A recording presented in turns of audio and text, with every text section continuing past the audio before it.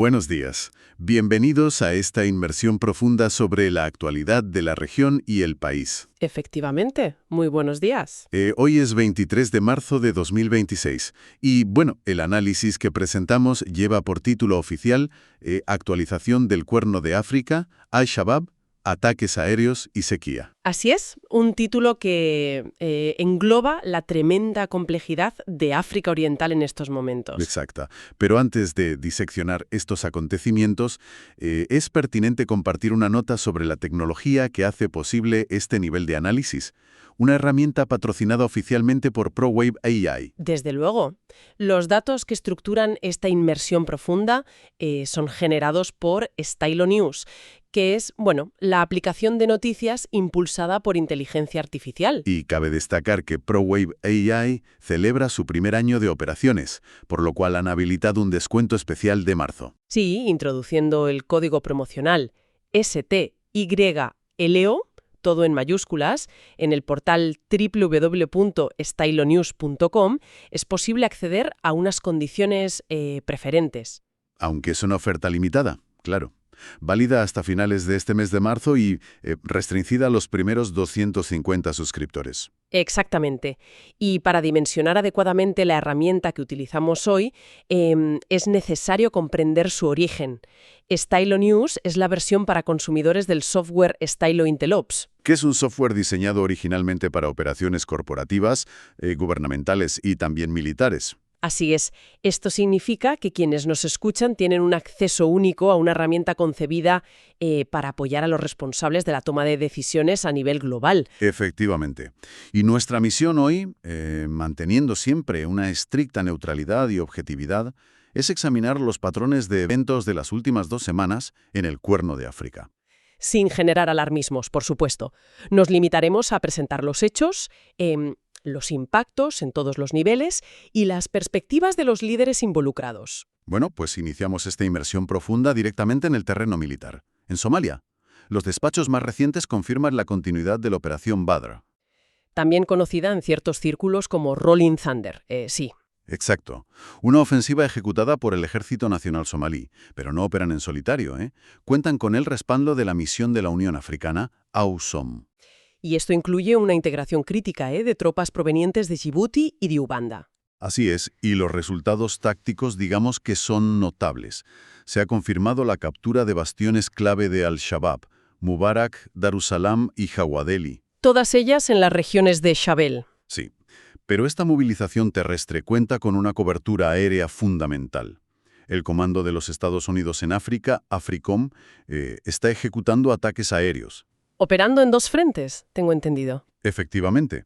Por un lado, dirigen ataques contra los afiliados de ISIS en la región de Puntlandia. Ajá. Y por otro lado, están eliminando a líderes de Al-Shabaab, específicamente a los planificadores de ataques suicidas y vehículos explosivos, conocidos como VVED. Como el caso de Sulaiman Fidau. Exactamente.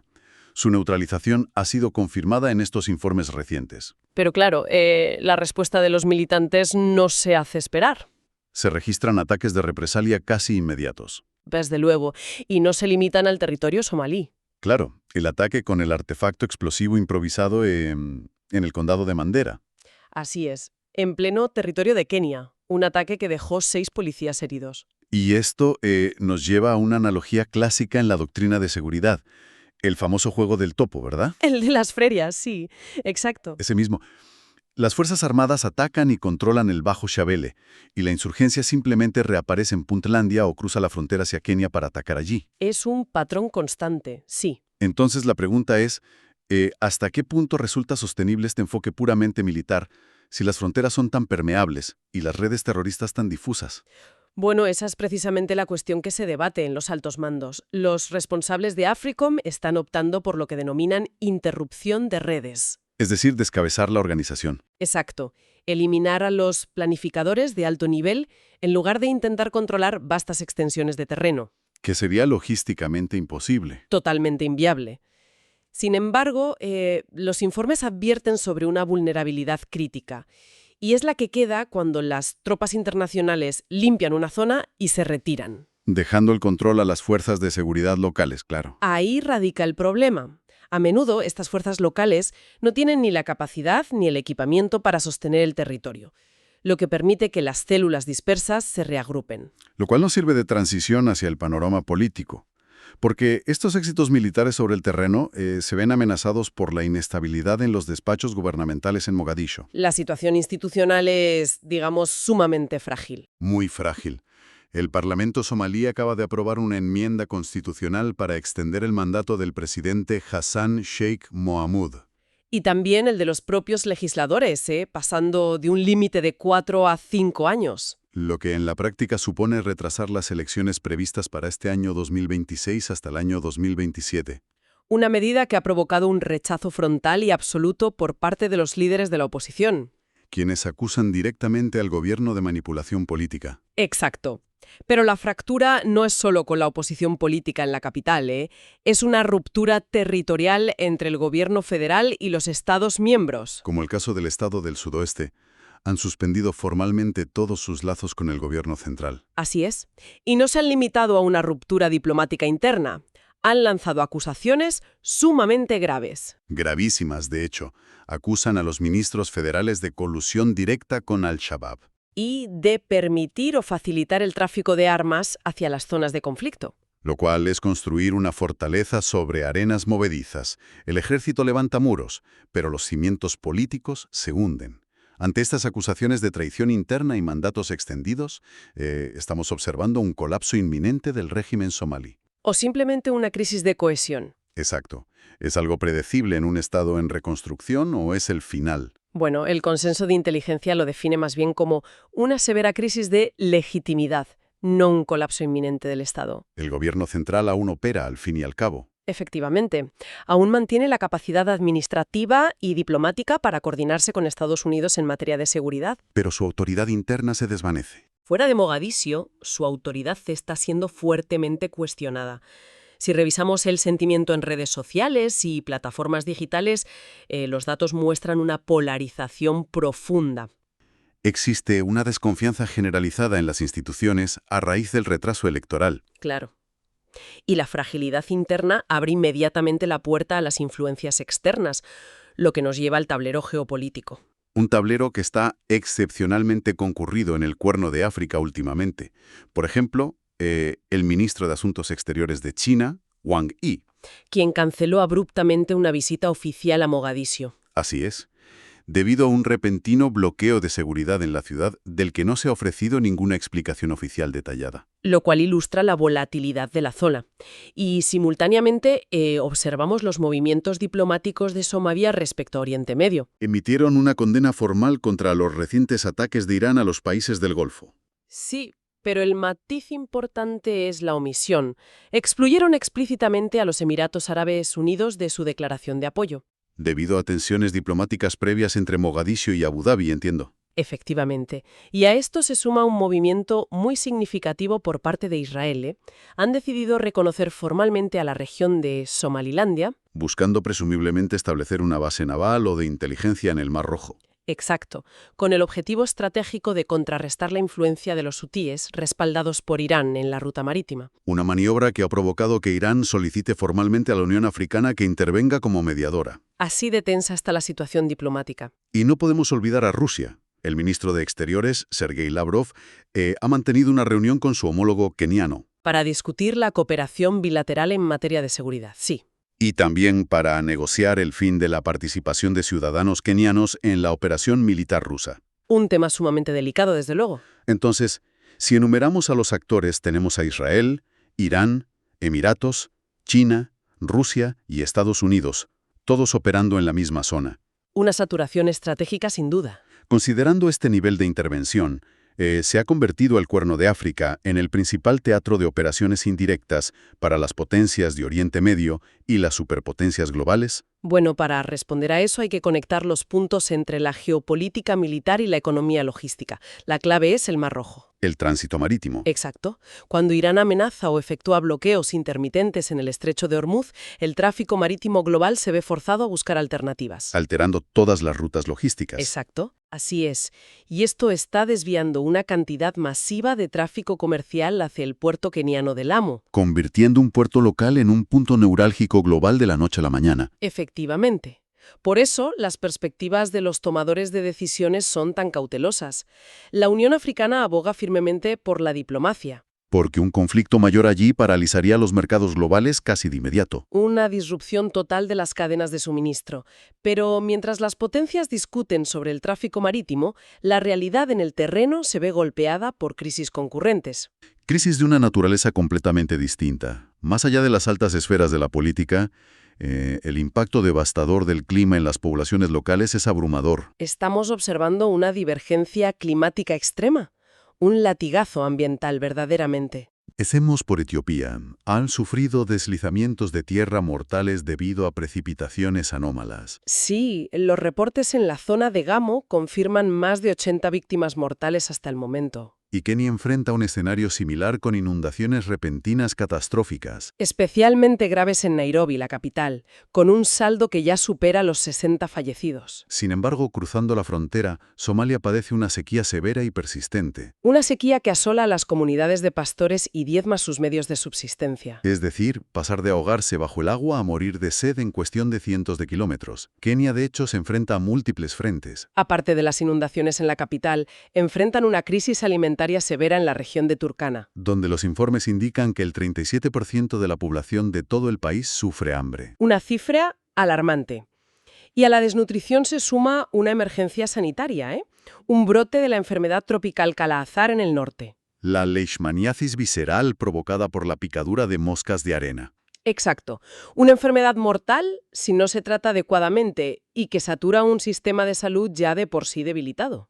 Entonces, cuando gobiernos enteros tienen que destinar sus presupuestos de emergencia a pagar facturas de hospital y enviar alimentos a millones de personas, ¿cómo impacta este agotamiento de recursos en la lucha contra la insurgencia? Es un impacto directo y devastador. En los análisis estratégicos, el clima se cataloga como un multiplicador de amenazas. Acelera la inestabilidad. Exactamente.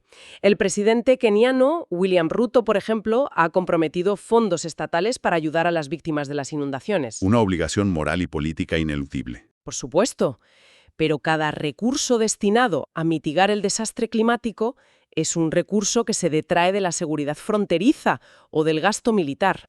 Dejando un vacío institucional en las zonas periféricas. Y es precisamente ahí donde Al-Shabaab explota la desesperación. Cuando el Estado no puede proveer servicios básicos por falta de presupuesto, la insurgencia se presenta como el proveedor alternativo, facilitando el reclutamiento de nuevos miembros entre una población abandonada. Lo cual nos lleva a la consecuencia última de estas crisis superpuestas.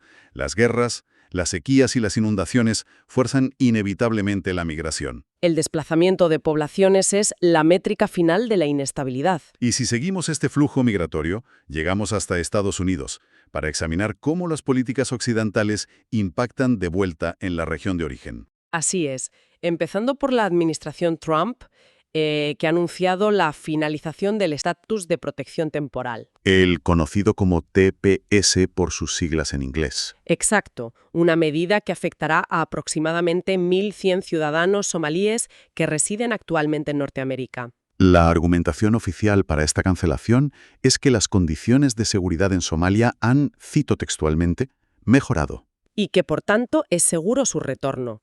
Sin embargo, esto ha desencadenado una fuerte respuesta legal. Se han presentado demandas formales en Boston por parte de grupos defensores de los derechos de los inmigrantes, alegando que la medida no se basa en datos de seguridad reales, sino que existe un sesgo racial evidente. De momento, un juez federal ha dictado una medida cautelar bloqueando temporalmente estas deportaciones. Pero las políticas no solo afectan al estatus legal, sino al flujo económico. Las medidas económicas del Tesoro estadounidense han implementado regulaciones que aplican un impuesto del 1% sobre las remesas.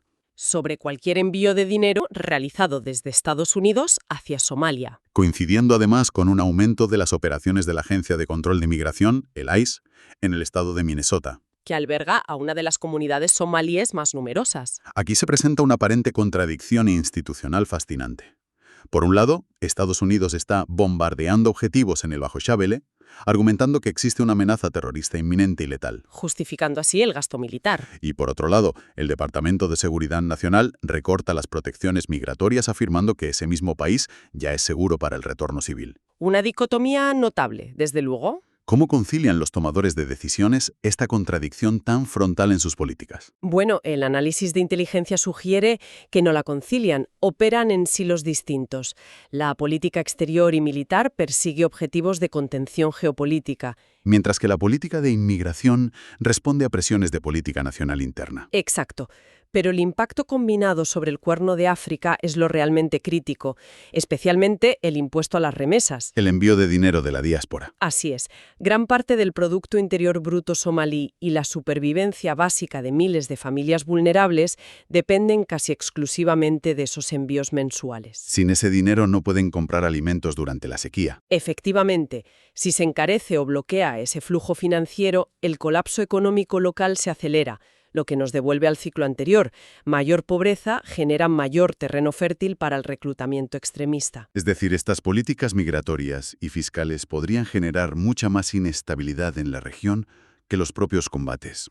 Es un riesgo calculado que muchos analistas consideran altamente contraproducente a largo plazo. Bien, retomando nuestra perspectiva a corto plazo, y para ofrecer un pronóstico claro, es imperativo resumir los eventos más probables que debemos observar en las próximas semanas. En primer lugar, se aconseja monitorizar muy de cerca las protestas sociales en Mogadiscio derivadas del retraso de las elecciones. La estabilidad institucional pende de un hilo allí. Así es. En segundo lugar, los cambios en las rutas marítimas mercantes del Mar Rojo y su impacto en la infraestructura portuaria de Kenia. Y finalmente, habrá que prestar atención a los tribunales estadounidenses, los fallos judiciales definitivos en Boston respecto a la viabilidad del estatus TPS. ¿Decisiones que tendrán un efecto dominó innegable sobre la economía somalí? Por supuesto.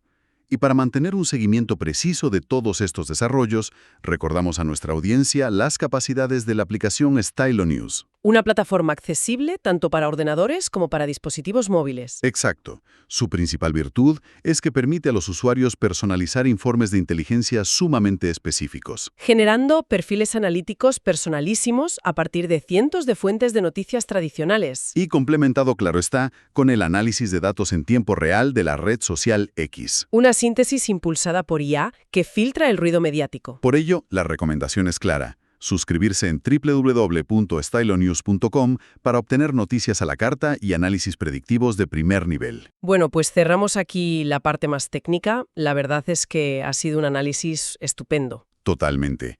Me encanta cuando llegamos a este punto y podemos soltarnos un poco, quitarnos la corbata, por así decirlo. Ha sido una inmersión fantástica. Desde luego. Es un placer desgranar toda esta información tan densa y hacerla un poco más, no sé, más accesible, ¿verdad? Claro que sí. Y queremos agradecer muchísimo a toda la audiencia por acompañarnos hasta aquí. Sabéis que valoramos enormemente vuestra fidelidad. Muchísimo. Y, oye, recordad que estamos súper abiertos a escuchar vuestras sugerencias. Si hay algún tema internacional que os esté rompiendo la cabeza y queréis que hagamos una inversión profunda, solo tenéis que pedirlo. Así es. Dejadnos las propuestas por ahí. Y por supuesto, no olvidéis seguir a Stylo News en vuestras redes sociales favoritas para no perderos absolutamente nada. Nos leemos en las redes, seguro que sí. Pero antes de irnos del todo, y para dejaros pensando un poco durante el día, ¿qué te parece si lanzamos la reflexión final? Me parece perfecto. Ahí va. Si la fuerza más desestabilizadora en África Oriental no es ni el terrorismo ni la fragmentación política, sino la expansión silenciosa de los extremos climáticos y el colapso agrícola. Ajá. ¿Están nuestras alianzas militares tradicionales volviéndose completamente obsoletas en este siglo XXI? Uf. Pedazo de pregunta para darle vueltas. Nos escuchamos en la próxima. Hasta la próxima.